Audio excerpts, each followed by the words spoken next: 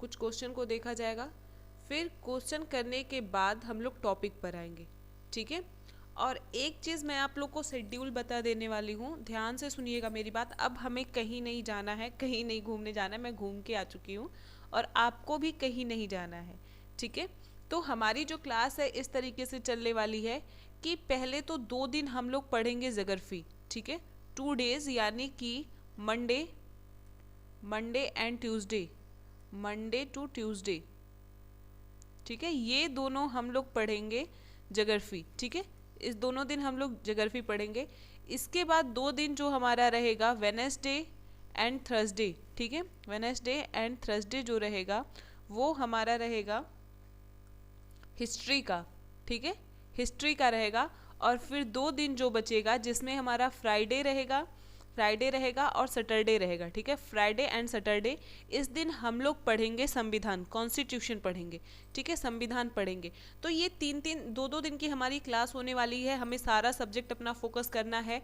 History में 3 history पढ़ने हैं, तो पहले हम लोग पढ़ेंगे सबसे पहले जो आपके लिए ज़रूरी है आधुनिक भारत, ठीक है। सबसे पहले इतिहास में हम लोग पढ़ने वाले हैं आधुनिक भारत के बारे में, आधुनिक भारत। और आधुनिक भारत जो कहानी स्टार्ट होती है 1857 की क्रांति से लेकर के 15 अगस्त 1947, यानी कि जब तक हमारा देश आज़ाद नहीं हो जाता तब तक लगभग 100 वर्षों का एक समय होता है जिसके बारे में हमें पढ़ना है, ठीक है। और बचता है आपका संडे। तो संडे को सब लोग एकदम अच्छे से तैयार रहेंगे क्योंकि संडे को आप लोगों का होगा टेस्ट, ठीक है। संडे को टेस्ट होगा और ऐसा नहीं है, कोई ज़रूरी नहीं है कि संडे आपका हम रिटन ही कराएंगे। रिटन टेस्ट कोई ज़रूरी नहीं है, ओरल भी हो सकता है, ठीक है, ओरल टेस्ट भी हो सकता है। तो क्लास एकदम आप लोग कंटिन्यू करिए, अच्छे से पढ़ाई करिए, ठीक। चलिए, तो सबसे पहले कुछ क्वेश्चन हम लोग बात कर लेते हैं, कुछ क्वेश्चन हम लोग पूछ लेते हैं, पढ़ लेते हैं जो प्रीवियस ईयर में पूछे गए हैं।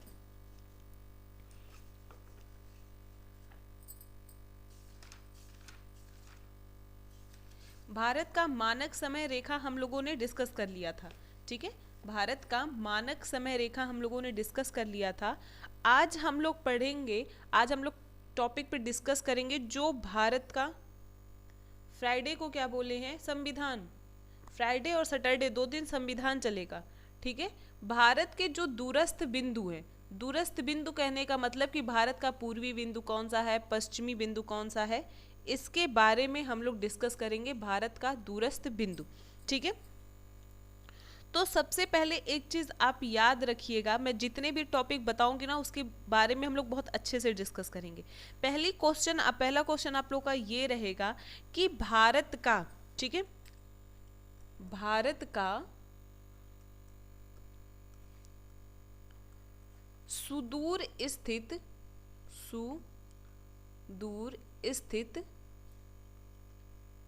दक्षिणतम बिंदु क्या है। बता दो कि संशोधित उत्तर कुंजी आ गई है और उसका एक आंसर बस गलत दिए सर। दक्षिणतम बिंदु क्या है, चलिए। और सर बता रहे हैं कि आप लोगों का संशोधित आंसर की आ गया है। एक क्वेश्चन शायद गलत किया गया है, 1 नंबर इम्प्रूवमेंट का कुछ ऐसा लग रहा है। आप लोग चाहें तो अपना मिला सकते हैं, दोबारा मिला लीजिएगा आज, ठीक है। किसी के 1 नंबर बढ़ भी सकते हैं, किसी के 1 नंबर घट भी सकते हैं, तो ये आप लोग मैच कर लीजिएगा।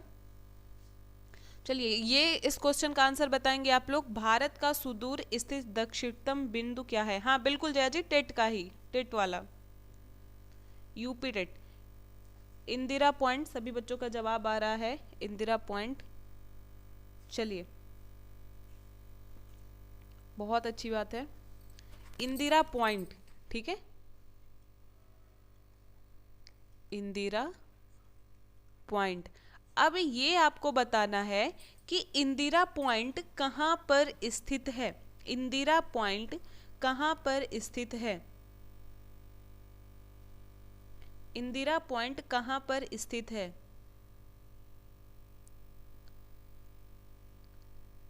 अरे भाई, निकोबार एंड अंडमान निकोबार, ये दोनों आप लोग सही बता रहे हैं, लेकिन मैंने एग्जैक्ट इसका लिखवाया था, एग्जैक्ट लिखवाया था कि ये एग्जैक्ट कहाँ पर स्थित है। कोई बताएगा इसको? 8 अंश, 8 अंश तो एकदम गलत हो जाएगा जया जी, क्योंकि 8 अंश से भारत कन्याकुमारी तमिलनाडु से शुरू होता है, ठीक है। Great Nicobar, very good Mansi.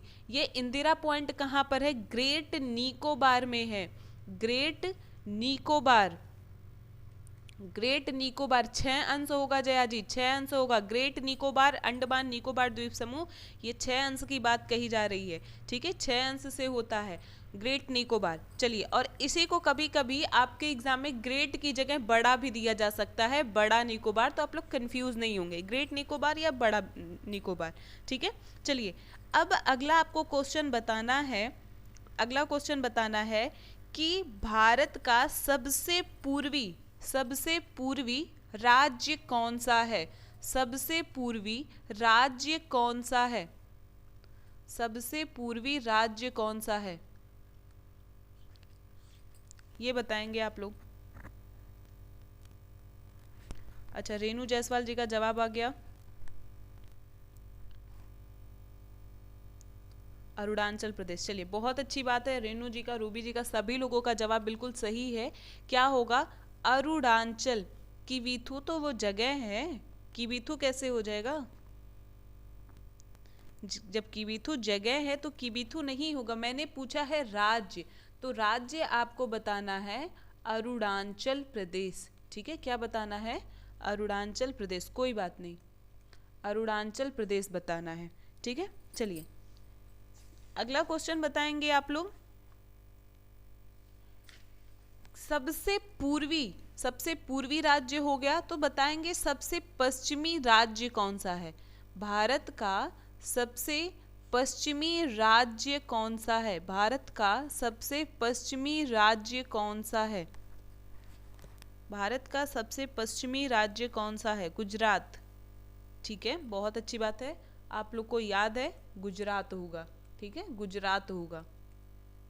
चलिए, तो ये कुछ हमारे प्रीवियस ईयर के क्वेश्चन थे। जितना भी मैंने आपसे पूछा है ना, ये सारे क्वेश्चन आपके पीसीएस और आईएएस लेवल के हैं, मैंने वही सारे क्वेश्चन पूछे आप लोगों से, ठीक। और कल जो हम लोग क्वेश्चन करेंगे, कल हम लोग पढ़ेंगे सीमावर्ती देश के बारे में, सीमावर्ती देश के बारे में, जो आप लोगों को पढ़ा दिया गया है कि भारत के कितने पड़ोसी देश हैं, भारत के कितने पड़ोसी देश हैं, भारत को कौन कौन से देश किस राज्य से छूते हैं, ये सारी चीज़ें, ठीक है। तो ये टॉपिक हम लोग कल डिस्कस करेंगे, आज हम लोग कुछ पढ़ लेते हैं, छोड़ देखेंगे, मैप पे देखें तो ज़्यादा समझ में आएगा। एक मिनट, मैप पे देखते हैं। देखिए, यहाँ पर ये वाला हिस्सा जो होता है, पेन चेंज कर दें, सब लोग 7 सिस्टर देख लें क्या होता है।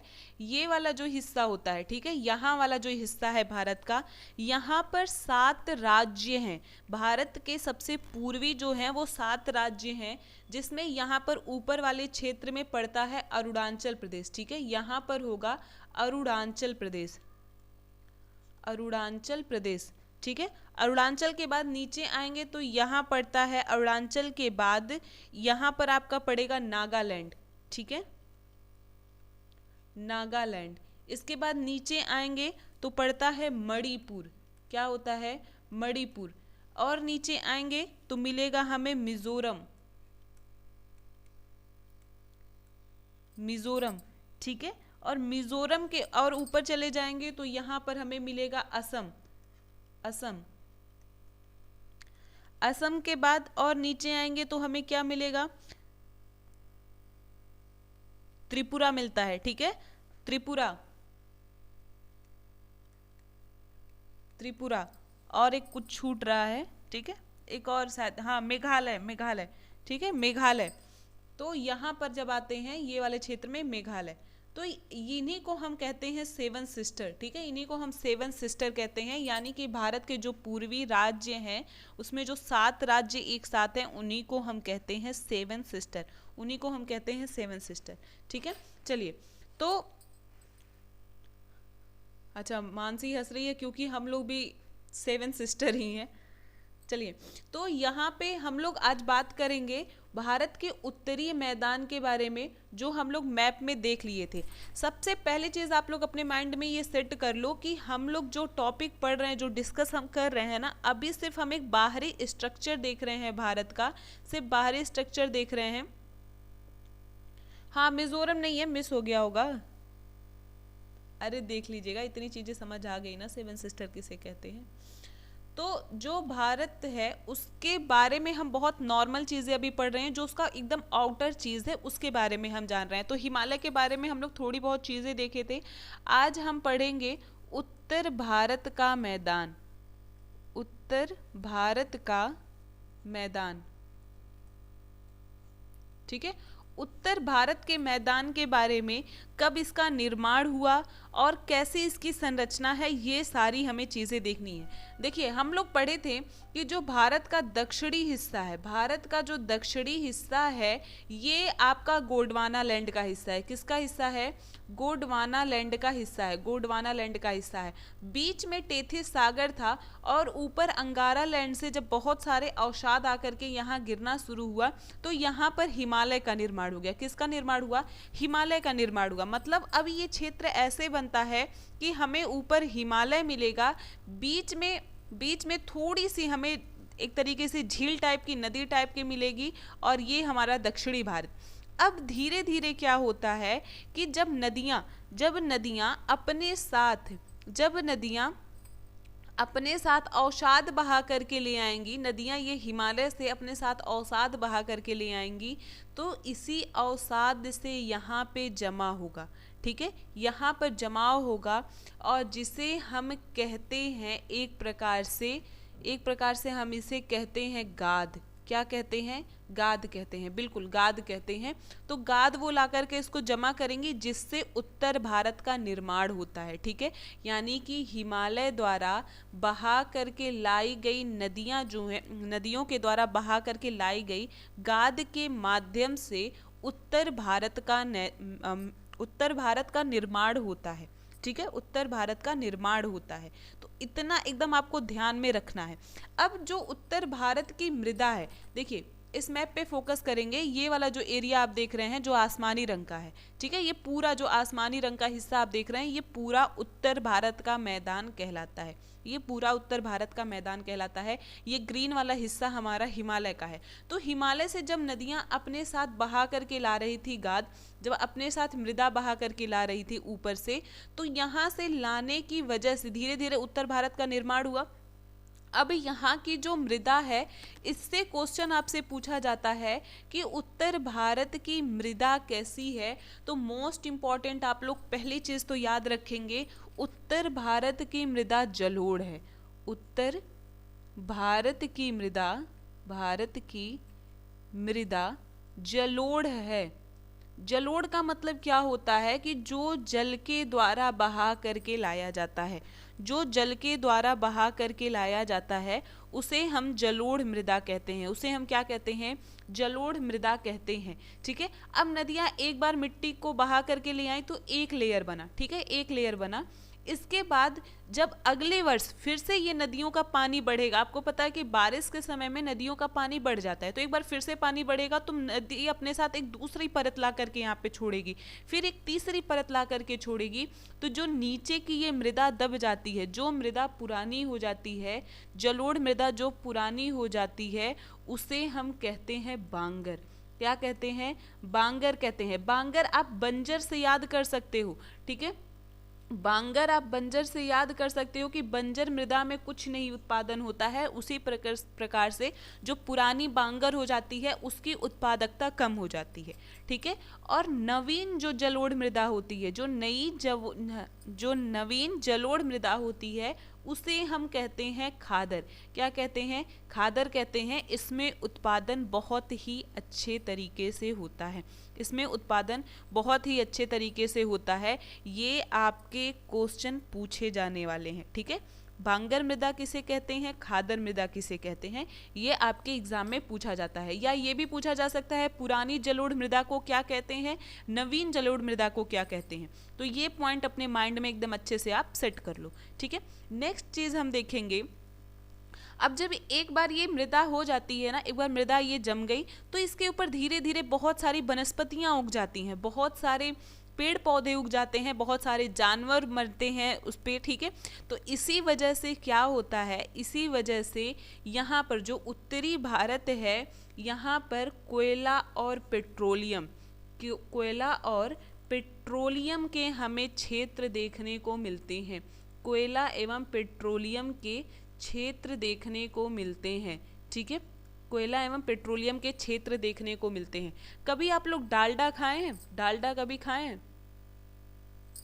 जो लोग डालडा की पूड़ी खाए हैं वो बताएंगे। ग्रीन कलर वाला, क्या ग्रीन कलर वाला करें?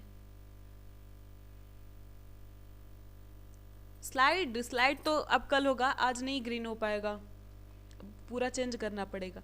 आप लोग डालडा अगर खाए होंगे ना तो उस पे देखे होंगे ऐसे उस पे ताड़ का पेड़ बना होता है, जो लोग खाते हैं ना सोचते हैं बहुत अच्छा होता है, डालडा बहुत नुकसान करता है। क्यों? क्योंकि आप उस पे देखेंगे ना तो ऐसे बहुत बड़े बड़े वाला वृक्ष बना होता है, कभी आप लोग नोटिस किए हैं?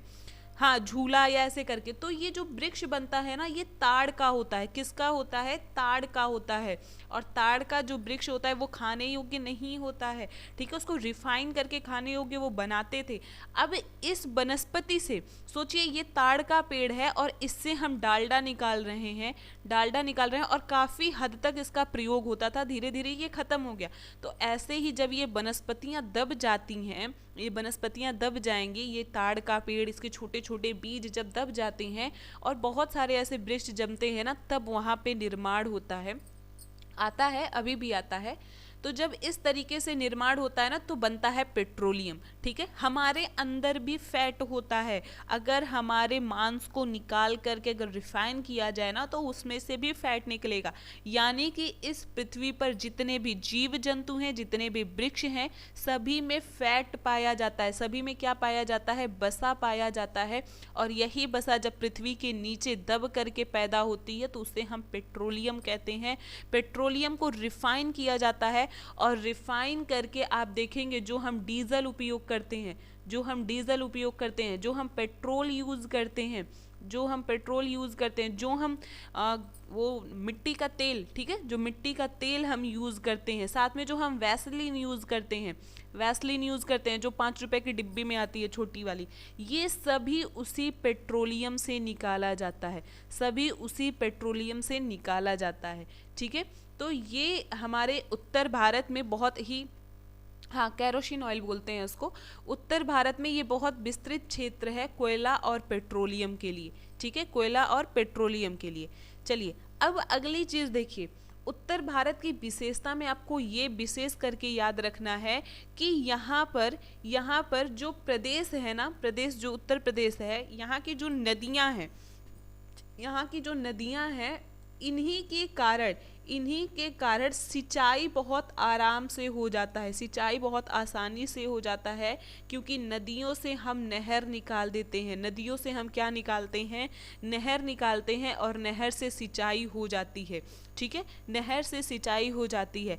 और आप लोग कभी भी देखिएगा, लगभग हर गांव में, मतलब 2-3 गांव के एरिया में एक जरूर नहर गुजरी होगी, ठीक है, एक जरूर नहर गुजरी होगी। आप लोग की नहर आपके गांव के साइड है कि नहीं? 2-3 गांव को मिला करके एक नहर जरूर गुजरता है, क्योंकि उसी से पहले लोग सिंचाई करते थे, ठीक है, पहले लोग सिंचाई करते थे। और उत्तर भारत में नहर बहुत आराम से बनाया जाता है, क्योंकि नदियों का पानी उत्तर भारत के क्षेत्र में विस्तृत तरीके से फैल जाता है, ठीक है। बिल्कुल अब नहीं होता है, कुछ लोग जो एकदम बिल्कुल नहर से सटे होते हैं वो थोड़ा बहुत कर लेते हैं, ठीक है। चलिए दूसरी चीज, जब हम उत्तर भारत को देखते हैं ना तो यहाँ का मैदान बिल्कुल प्लेन है, ठीक है, यहाँ का मैदान बिल्कुल प्लेन है, यानी कि समतल है। इसी की वजह से, समतल मैदान होने की वजह से रेल परिवहन सर्वाधिक उत्तर भारत में है। रेल परिवहन, जितनी हम पटरियां आसानी से यहाँ पर बिछा लेते हैं, ठीक है, रेल पटरियां जितनी हम उत्तर भारत में आसानी से बिछा लेते हैं, उतना जाल आपको पूरे भारत में कहीं नहीं मिलेगा, ठीक है, पूरे भारत में कहीं नहीं मिलेगा, ठीक। गोरखपुर का मेरे गांव में नदी है। अच्छा, आपके गांव में नदी है, बहुत अच्छी चीज़ है। तो आप लोग देखेंगे ना, उत्तर भारत में अगर आप देखेंगे, गोरखपुर जो है यहाँ का रेलवे स्टेशन बहुत बड़ा हब है। क्यों? क्योंकि यहाँ पर बहुत आसानी से रेल परिवहन का विस्तार किया गया है और जो जितने भी जंक्शन होने चाहिए वो अच्छे से यहाँ पे बनाए जाते हैं। ठीक है, यहाँ पर बहुत अच्छे से बनाए जाते हैं। तो ये तो उत्तर भारत के बारे में कुछ चीज़ें हो गई। ये देखिए, ये 2-3 पॉइंट मैंने जो आपको बताया ना, ये अक्सर आपके कथन में पूछा जाता है। ठीक है, कथन और कारण में पूछा जाता है। लेकिन ये जो पहला क्वेश्चन मैंने आपको बताया है, पुरानी मृदा और नवीन मृदा ना, ये बहुत इंपॉर्टेंट है। आपके एग्जाम में इससे क्वेश्चन बन सकते हैं, अच्छे से इसको पढ़ के जाइएगा। अब हमको पढ़ना है कि जो उच्चावच होता है, उच्चावच का मतलब समझते हैं कि नहीं, पहले ये बताइए। उच्चावच का मतलब समझते हैं कि नहीं?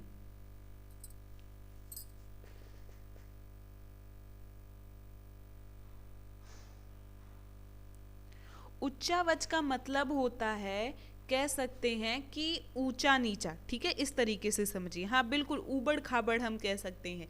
किसी की ऊंचाई बहुत अधिक हो और किसी की ऊंचाई बहुत कम हो, इसी को मान लीजिए कोई ऐसी संरचना है तो इसी को हम उच्चावच कहते हैं। ठीक है, इसी को हम उच्चावच कहते हैं। तो अब हम लोग जानेंगे कि जो हमारा भारत है, उच्चावच एवं संरचना के आधार पर, संरचना के आधार पर कितने भागों में बांटा गया है, कितने भागों में बांटा गया है। तो ये मोस्ट इंपॉर्टेंट चीज़ है, इसे हम देखेंगे। पहली चीज़ तो आपको बहुत अच्छी तरीके से पता है कि भारत का जो सबसे उत्तर वाला क्षेत्र है वहाँ पर हमारा पर्वतीय क्षेत्र मिलता है। तो हम लिखते हैं उत्तर का पर्वतीय क्षेत्र, उत्तर का पर्वतीय क्षेत्र आप लोग को पढ़ाया गया है। अब हम लोग भारत के बारे में डिटेल में पढ़ेंगे। दूसरा प्रायद्वीपीय पठार, दूसरा क्या हमें पढ़ना है? प्रायद्वीपीय पठार। पहले जो बड़े बड़े भूखंड हैं उनके बारे में, प्रायद्वीपीय पठार। प्रायद्वीपीय पठार के बाद हमें क्या पढ़ना रहता है? उत्तर भारत का विशाल मैदान, उत्तर भारत का विशाल मैदान, उत्तर भारत का विशाल मैदान। और इसके बाद देखें तो चौथे में हमें तटवर्तीय मैदान देखने हैं, तटवर्तीय मैदान। फिर पांचवा आपको देखना है द्वीपीय भाग, द्वीपीय भाग। और एक और होता है मरुस्थल वाला क्षेत्र। चूंकि मरुस्थल का क्षेत्र कम है तो हम उत्तर भारत के विशाल मैदान में ही इसको पढ़ लेंगे। ठीक है, उत्तर भारत के विशाल मैदान में ही हम इसे पढ़ लेंगे। तो जब भी आपसे पूछा जाएगा कि भारत को संरचना या उच्चावच के आधार पर कितने भागों में बांटा गया है, तो आप 5 भाग याद रखेंगे। सबसे पहले उत्तर का पर्वतीय क्षेत्र, दूसरा प्रायद्वीपीय पठार, तीसरा उत्तर भारत का विशाल मैदान एंड चौथा तटवर्ती मैदान। और लास्ट में हमें क्या देखना है? द्वीपीय भाग। लास्ट में हम क्या देखेंगे? द्वीपीय भाग। ठीक है, क्लियर है इतना?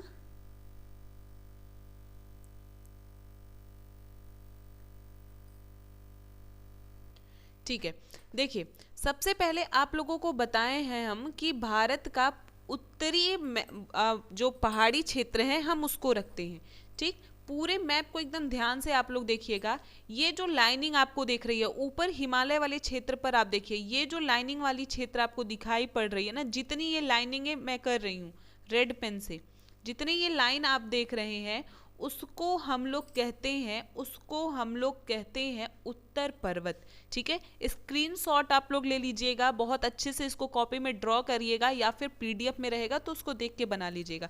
यहाँ नीचे आप देखेंगे ना तो ये सिंबल दिए रहते हैं, जो स्ट्रेट लाइन हम खींचेंगे उसे हम कहते हैं उत्तरीय पर्वत। अभी तक आपको पता होगा कि सिर्फ ये वाला एरिया उत्तरी पर्वत में आता है, लेकिन वही नहीं, ये वाला भी क्षेत्र उत्तरी पर्वत का हिस्सा है। आप लोग को बताया गया था कि अंडमान निकोबार द्वीप समूह जो हमें दिखाई पड़ते हैं नीचे, ये कहीं ना कहीं वो हिमालय के ही हिस्से के अंतर्गत है। चूंकि यहाँ का जो स्तर है वो थोड़ा कम है और पानी का लेवल ज़्यादा है, इसलिए ये डूब गए हैं। ठीक है, दूसरी चीज आप लोग याद रखेंगे कि उत्तर भारत का जो विशाल मैदान है, उत्तर भारत का जो विशाल मैदान है, ये वाला हिस्सा जो आप देख रहे हैं, जो हॉरिजेंटल लाइनें पड़ी हुई हैं, ठीक है, ये वाली लाइनें जो हैं, ये वाली लाइनें जो हैं, देखिए यहाँ पर नीचे सिंबल दिया गया है, इसे हम कहते हैं उत्तर भारत का विशाल मैदान। इसे हम क्या कहते हैं? उत्तर भारत का विशाल मैदान कहते हैं। नीचे नीचे अपने उसमें आप बड़ा कर लीजिएगा, ये जो आपको लाइनिंगें दिखाई दे रही हैं, जो हम एक पानी की तरह भरे हैं, ये वाली संरचना को आप देखिएगा, ये वाली संरचना को जब आप देखेंगे ना, तो ये आपका दक्कन का पठार है। कौन सा हिस्सा है? दक्कन का पठार है। और दक्कन के पठार को हम क्या कहते हैं? प्रायद्वीपीय पठार कहते हैं। दक्कन के पठार को हम क्या कहते हैं? प्रायद्वीपीय पठार कहते हैं। ठीक है, दक्कन के पठार के बाद ये वाला जो हिस्सा है, ये वाला जो हिस्सा है, ये आपके राजस्थान का हिस्सा है, जिसे हम कहते हैं मरुस्थल। जिसे हम क्या कहते हैं? मरुस्थल कहते हैं। और इसके पहले वाले मैप में, इस मैप में हम देखे थे कि ये वाला हिस्सा जो मरुस्थल है वो उत्तर भारत के अंतर्गत ही आता है। ठीक है, उत्तर भारत के विशाल मैदान के अंतर्गत आता है। चूंकि यहाँ पे बारिश बहुत अच्छी नहीं होती है, इसीलिए कई वर्षों के हो जाने के कारण, बारिश अच्छी ना मिलने के कारण यहाँ की मृदा कैसी हो गई है? मरुस्थली हो चुकी है।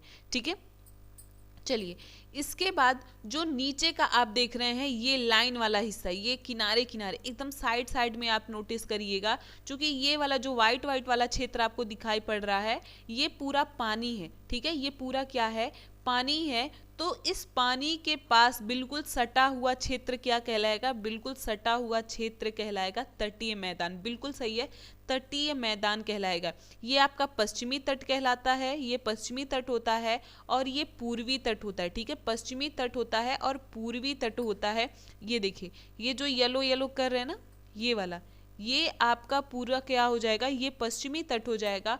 और इधर का जो हिस्सा होता है, ये पूर्वी तट के अंतर्गत आता है। और यहाँ पे जो हम रखते हैं अंडमान निकोबार द्वीप समूह को और लक्षद्वीप समूह को, अंडमान निकोबार द्वीप समूह और लक्षद्वीप समूह, ये सभी द्वीप समूह के अंतर्गत आते हैं। ये सभी द्वीप के अंतर्गत आते हैं। ठीक है, तो इतनी चीजें समझ में आई आपको?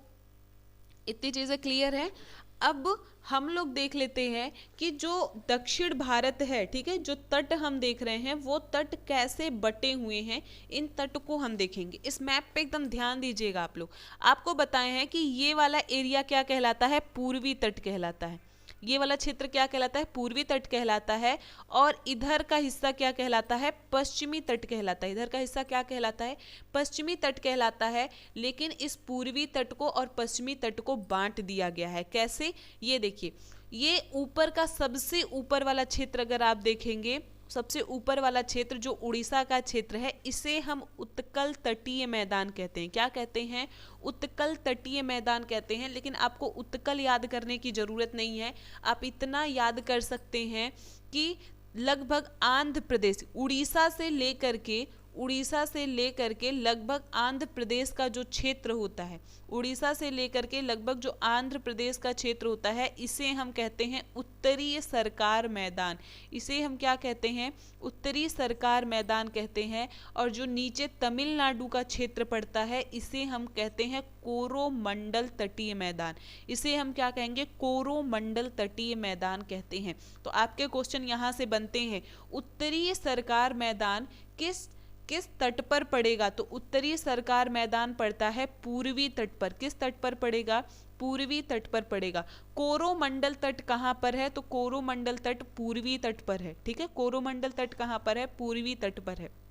और इसके बाद अगर हम पश्चिमी वाले तट को ध्यान से देखें, तो पश्चिमी वाला तट अगर आप देखें, तो ये लगभग गोवा से लेकर के ये केरल वाला, कर्नाटक और केरल वाला हिस्सा मालाबार तट कहलाता है। फिर यहाँ पे देखिए, महाराष्ट्र से लेकर के गोवा वाला हिस्सा कोंकण तट कहलाता है। और ऊपर अगर देखिए तो गुजरात से लेकर के महाराष्ट्र का हिस्सा क्या कहलाता है? काठियावाड़ा तट मैदान कहलाता है। ठीक है, क्लियर हो रही है चीजें? ये मैंने आपके क्लास में बहुत अच्छे से डिस्क्राइब करके, जब आप लोग की ऑफलाइन क्लास चल रही थी ना, मैंने बहुत अच्छे से पढ़ा दिया था और मैंने इसको लिखवाया भी था। तो अभी आप इतना ही देखो कि कौन सा तट पड़ रहा है, इसको हम लोग डिस्कस करेंगे, ठीक है। इसको हम लोग अच्छे से डिस्कस करेंगे जब आगे की आपकी क्लास चलेगी तब, ठीक। चलिए, तो किसी